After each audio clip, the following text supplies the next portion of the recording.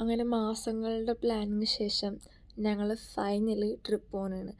സ്ഥലം എങ്ങോട്ടാണെന്നൊക്കെ പയ്യെ പറയാം. സോ ഫ്ലൈറ്റെല്ലാം എടുത്തു. ഇതാണ് ഈ കാണുന്ന രാത്രി വ്യൂ. ആൻഡ് കുറച്ച് കഴിയുമ്പോഴേക്കും ആ എക്സൈറ്റ്മെൻറ്റ് അങ്ങോട്ട് പോയി, ബോറടിക്കാൻ തുടങ്ങി. അപ്പം നമ്മൾ വിശന്നപ്പോൾ ഒരു ബിസ്ക്കറ്റ് കണ്ട് കഴിച്ചു. പക്ഷെ ഞാൻ എന്താ ആലോചിക്കണമെന്ന് വെച്ചാൽ ഇത്രയും മണിക്കൂറുകളൊക്കെ യാത്ര ചെയ്യുന്നവരൊക്കെ സമ്മതിക്കണം. എനിക്ക് തന്നെ ഇത് തന്നെ എനിക്കങ്ങോട്ട് മടുത്തു. അങ്ങനെ ഒരു ഉറക്കമല്ല ഇതിൻ്റെ കഴിയുമ്പോഴേക്കും രാവിലെ. സോ ഇതാണ് ആ ഫസ്റ്റ് വ്യൂ. നല്ല അടിപൊളി വ്യൂ ആയിരുന്നു. അങ്ങനെ അതെല്ലാം കഴിഞ്ഞു നമ്മളിതാ ലാൻഡ് ചെയ്യാൻ വേണ്ടി പോവാണ്. ഡൽഹിയിലെത്തിയിട്ട് നമ്മൾ വാഷ്റൂമൊക്കെ പോയി. അവിടുന്ന് ഡയറക്റ്റ് ഫ്ലൈറ്റ് ഉണ്ടായില്ല, ഡൽഹി ടു ശ്രീനഗർ ആയിരുന്നു.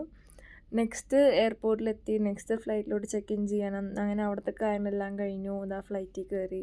രാവിലെ ഒന്നും കഴിക്കണ്ടായിരുന്നു ഇറങ്ങി. സോ വീണ്ടും നമ്മൾ ബിസ്ക്കറ്റ് കഴിച്ചു. അങ്ങനെ കണ്ടപ്പോൾ ഇതാ അവിടുത്തെ ഒരു മെനു കാർഡ്. അങ്ങനെ അവിടെ നിന്ന് ഒരു ഫുഡ് ഓർഡർ ചെയ്യുന്ന ഒരു മോഹം തോന്നി. അങ്ങനെ അവിടെ നിന്ന് 200 രൂപ കൊടുത്ത് ഹോട്ട് ചോക്ലേറ്റ് മേടിച്ചു. സംഭവം പക്ഷേ സെറ്റായിരുന്നു. വീണ്ടും വിശന്നപ്പോൾ ഒരു നാച്ചോസ് ആൻഡ് സൽസ ഡിപ്പും ഓർഡർ ചെയ്തു. ഇത് ആക്ച്വലി നമ്മുടെ പഴയ ലേസ് പോലെയൊക്കെ ഒരു ടേസ്റ്റാണ്. ആൻഡ് തക്കാളി ചട്നി ഒരു മീഡിയം ഫ്ലേവേർഡ് ആയിരുന്നു. ഇത് കഴിച്ചാൽ വയറൊന്നും ഫുള്ളാവത്തില്ലെങ്കിലും ഒരു അപ്പറ്റൈസർ പോലെ ഇത് കുറച്ചും കൂടെ ബെസ്റ്റ് ഓപ്ഷനാണ്. ഇതൊരു സോൾട്ട് ആൻഡ് സ്വീറ്റ് അങ്ങനെ ആ ഒരു മീഡിയം ലെവലാണ് നിൽക്കുന്നത്. സോ നമ്മൾ കഴിച്ചു കഴിഞ്ഞു. നമ്മളത് ലാൻഡ് ചെയ്യാൻ വേണ്ടി പോവാണ്.